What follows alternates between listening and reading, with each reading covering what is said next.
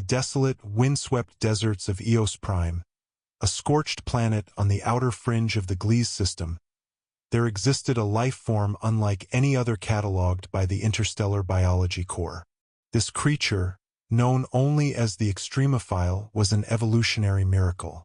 Its leathery skin was coated with metallic scales that could reflect solar radiation, and its bloodstream teemed with acid-resistant hemocytes, allowing it to digest minerals for sustenance. It thrived in sulfuric sandstorms and bathed in molten lakes of iron. Eos Prime was its kingdom, harsh and unforgiving, and it ruled with an unchallenged resilience that had kept other species at bay for millennia. But the silence of Eos Prime would soon be broken. From the blackness of interstellar void came a biotic anomaly, an extraterrestrial horror known across 3 galaxies: the Xenobestia. Unlike any known organism, the Xenobestia was a self-replicating apex predator, birthed from a quasar-irradiated world in the Polaris system. It had no eyes, only clusters of bioluminescent receptors that pulsed with crimson light. Its limbs were fluid-like, constantly reconfiguring, allowing it to phase through terrain like water through sand. It fed not on flesh, but on energy, thermal, kinetic, even psychic. Entire moons had been left lifeless in its wake, their cores drained, their atmospheres stolen. It arrived on Eos Prime not by accident but by design. A signal had been sent, a pulse of electromagnetic noise from a deep-buried research station, long abandoned by human terraformers.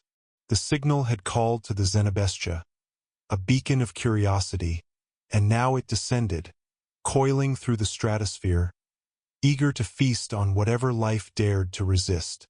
The Extremophile had no concept of fear. It had never needed one. It awoke from its thermal cocoon buried under iron dunes, sensing an anomaly in the pressure tides. Its tongue, forked and blistered from decades of volcanic heat, tasted foreign isotopes in the wind. This was not a natural shift in the environment. Something was here, something not of this world.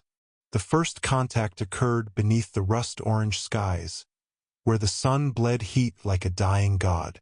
The Xenobestia crashed into the dunes like a meteor, its impact carving a crater that shimmered with stolen electricity. The Extremophile emerged from its lair, each footstep discharging plasma where it met the scalding ground. It did not hesitate. There were no mating rituals, no territorial roars. On Eos Prime, survival was the only law, and confrontation was its clause. The Xenobestia struck first, hurling a spiked appendage toward the Extremophile, intending to liquefy it upon contact. But the Extremophile's armor deflected the blow, sending a cascade of molten shrapnel into the air. With a hiss like steam venting from a tectonic rift, the Extremophile retaliated, releasing a burst of corrosive bile that instantly began to etch through the Xenobestia's protean flesh.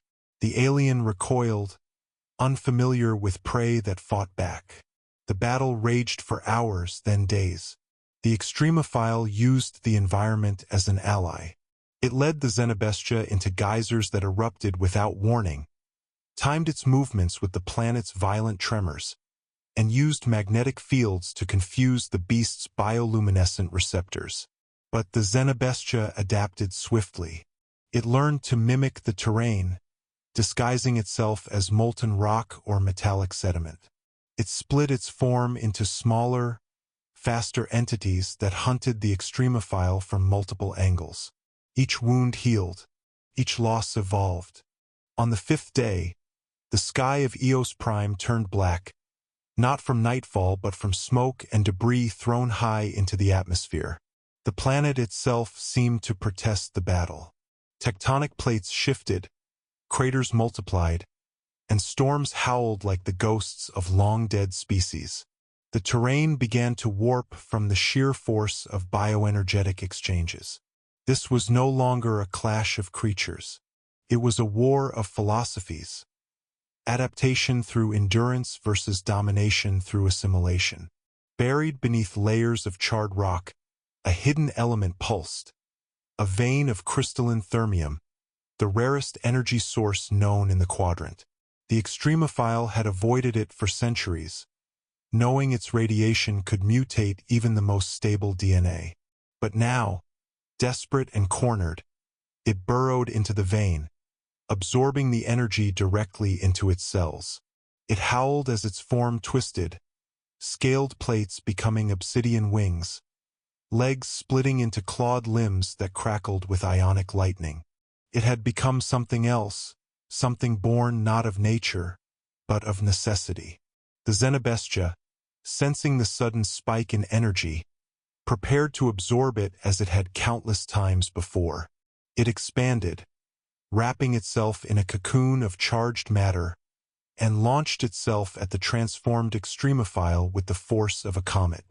The impact shattered mountains, turned lakes into steam, and lit up the sky with auroras never before seen on Eos Prime. When the dust settled, only silence remained. For a time, nothing stirred. Then, from the blackened shell of the crater, a shape began to rise. It was not the Extremophile.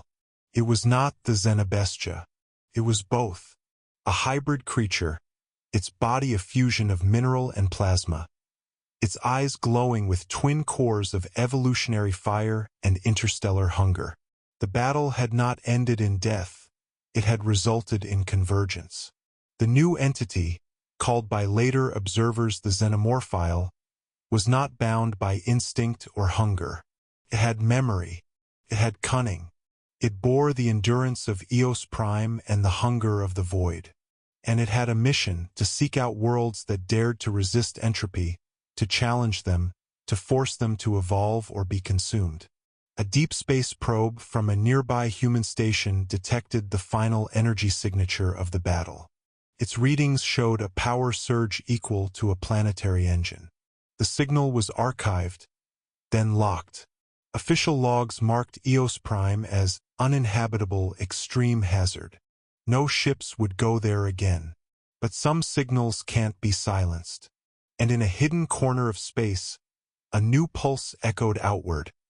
A warning, or perhaps an invitation. The Xenomorphile had taken to the stars. And it was hungry,